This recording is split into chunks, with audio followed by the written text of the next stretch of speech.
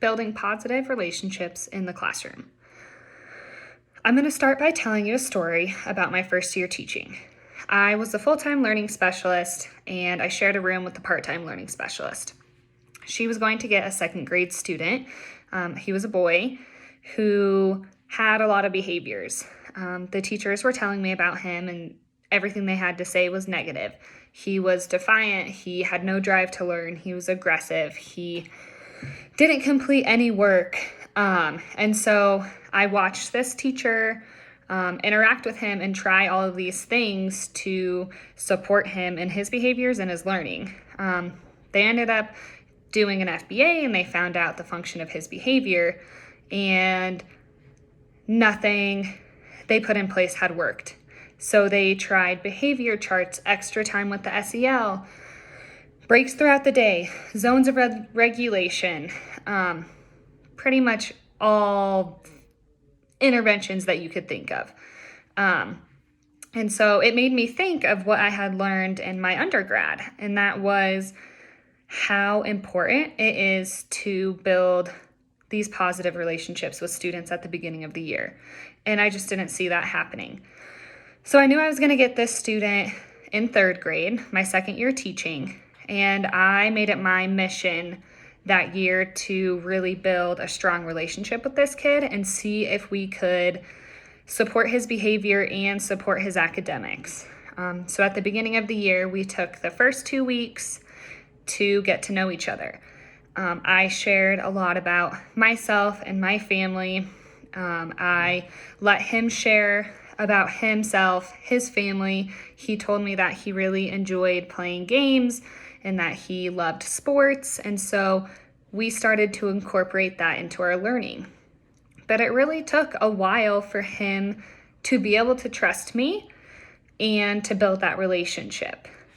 We ended up implementing another behavior reward chart that worked really well. And this kid is now in fourth grade, and he's reading chapter books. So it's really cool to see the effect that, I feel like I had on him with building the relationship, as well as, the general ed teacher and some of the other adults in the school who had taken the time to build that relationship. And I think if we had not done that, none of the behavior interventions that we had put in place would have worked. So this is the why it is so important. Building this positive relationship can foster trust between you and the student, which can enhance intrinsic motivation. It can create safe spaces for learning, build new pathways for learning, improve student behavior, create mutual respect between the student and the learner.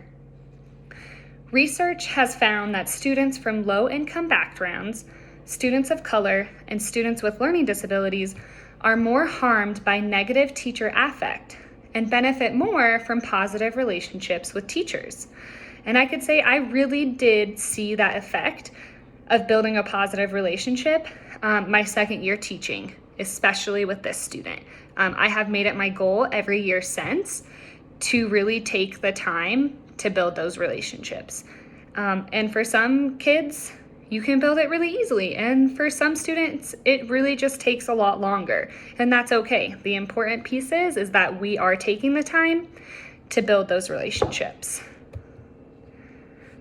So first, we need to think about the way we talk with students. There are some qualities of thoughtful teacher word choice that support the development of positive relationships.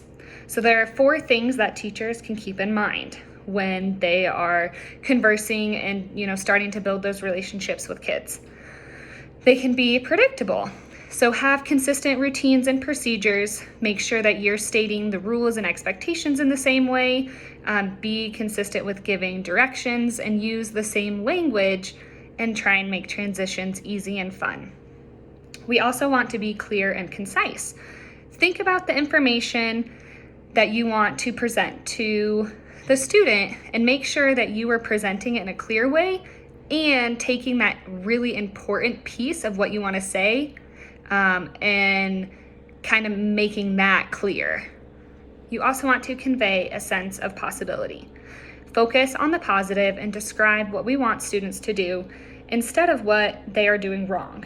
So research shows that teachers should have 5 positive interactions to 1 negative interaction. An example of telling the students what they should be doing instead of what they're doing wrong could be, before the students go down the hallway to walk to specials, you could say, okay, remember,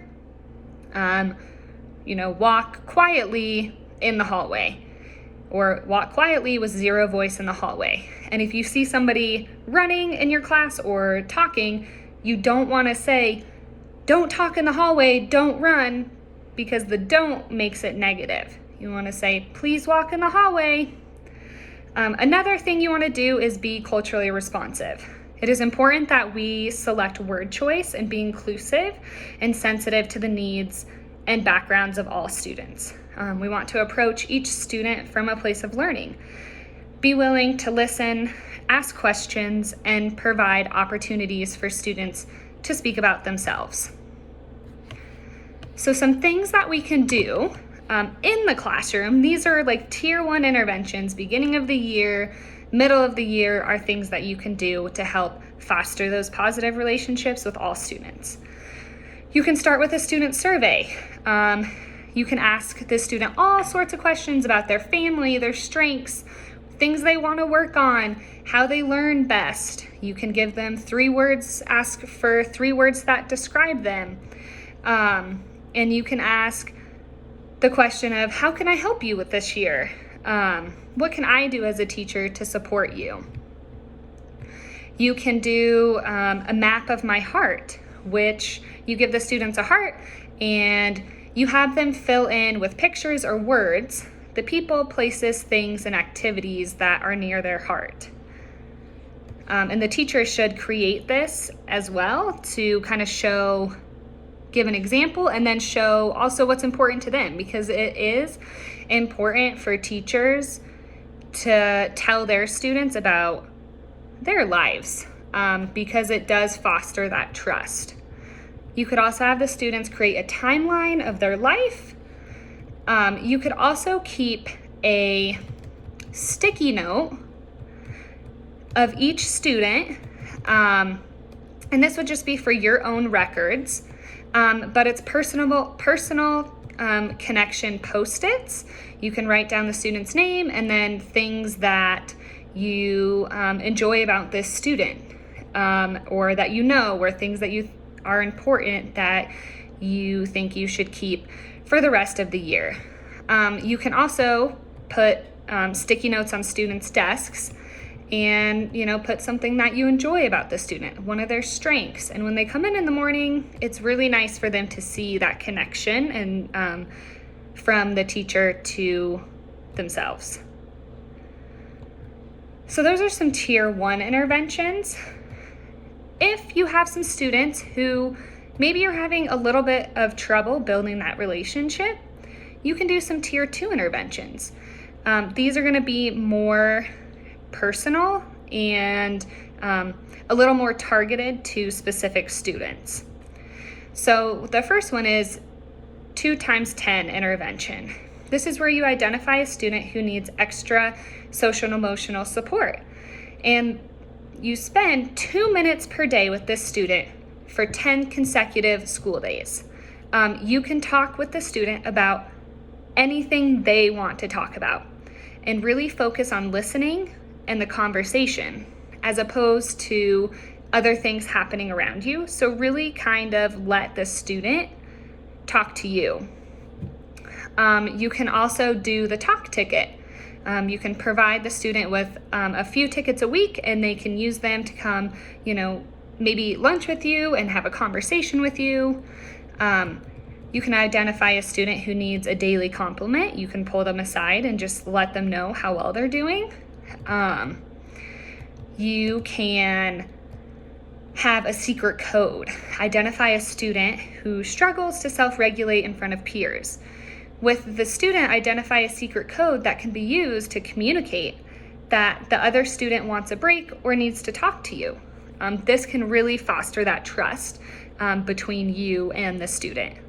But really the most important piece of this talk is how important it is to build positive relationships with students.